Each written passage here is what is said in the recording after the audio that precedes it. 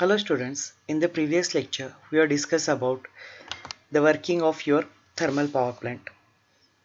Okay, now in this lecture we will discuss what are the factors need to be considered for selecting the site for location of the thermal power plant. Okay, so now basically if you are going to observe, the thermal power plants are located far away from the load center. Okay, so nearby thermal plant is in our area is the Eklehri. Now we are going to consider what are the factors need to be considered while selecting the site for manufacturing or setting up the thermal power plant. The first factor and most important is the transmission of energy. A power plant should be located as near to the load center as possible. This, reduce, this reduces the transmission cost and losses in the transmission. However, the modern power plants have large capacities and feed to grid which supplies power to large area. In view of this, other conditions become more important than consideration for locating the power plant at the load center. Okay, so basically what happened if you're going to locate the power plant far away from the load center. Load center means the area which will consume the electricity which is generated at the power plant. So at that time, as we need to transport over the long distance, so definitely the I square R losses increases. Okay, and whatever the energy it is transmitted from the transmitting end, you're not going to get that much energy. Say if you're transmitting 100 unit, you will not get the 100 unit. You will get 85 units over there. Okay, so this is the one of the most important thing. Second is the cost of real estate and taxes. Uh, the thermal power plant need a lot of space for installation of the equipment and storage of fuels. The cost of land near the load center may be very high as compared to that of remote places. In addition to the fixed cost on the capital investment in real estate, the taxes on the land should also be taken into account. Okay, so if you will find out the location near the load center, definitely the cost is high. Okay, but if you go away from the load center in the remote areas, the cost will decreases. Okay, so you need to consider that as well as you need to consider the taxes also. Then next is the transportation of the fuel. For the working of the thermal power plant, it requires the bulk amount of coal. Okay, so you must have the transportation facilities available. The steam power plant needs a lot of coal every day. The site should be such that coal can be transported easily from mines to the plant. Coal mines being generally away from the load center, it is necessary to compare the two alternatives. The first one is locating the plant near the coal mines and transmitting the electricity through high voltage lines, or locating the plant near the load center and transporting the coal. Okay, so you have two options. Either you can set up the power plant near the coal mines, but at that time the transmission line cost and transmission voltage will increases. And if you are going to set up the plant near the load center, then transmission lines decreases, transmission voltage level decreases, but the cost of transportation will increases. The large stations are likely to supply community whose interests are so involved and dependent on the continuity of the service that coal supply must be absolutely continuous.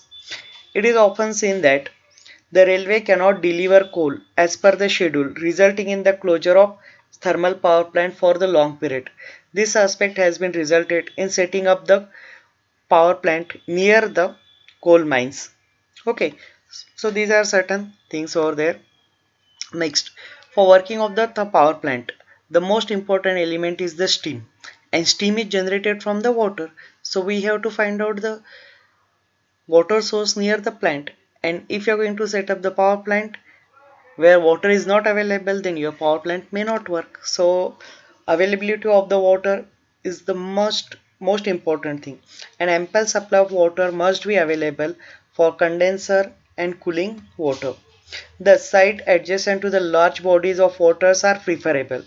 Alternatively, tube wells and cooling towers have to be installed and their cost must be taken into account.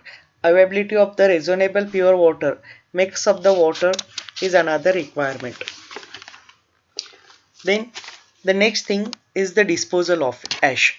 When you are going to burn the coal, after burning the coal, it will produces the large quantity of ash. So you should have the sufficient means, an area where you can dispose the ash. The steam power plant produces huge quantity of ash. A site where the ash can be disposed of easily will naturally be an advantage for this one. Okay, so next is the pollution and noise. As a thermal power plant causes a lot of pollution as it emits a lot of gases, that is carbon dioxide, carbon monoxide, sulfur in through the chimney in the atmosphere. So it causes air pollution, as well as the machines when they are running, generator, turbines and all this, they will produce the noise pollution. So site near the load center may be objectionable from the point of view of noise pollution as well as air pollutions. So you need to consider that. Also the thermal power plant causes the water pollution to certain extent if you are going to release the ashes into the river.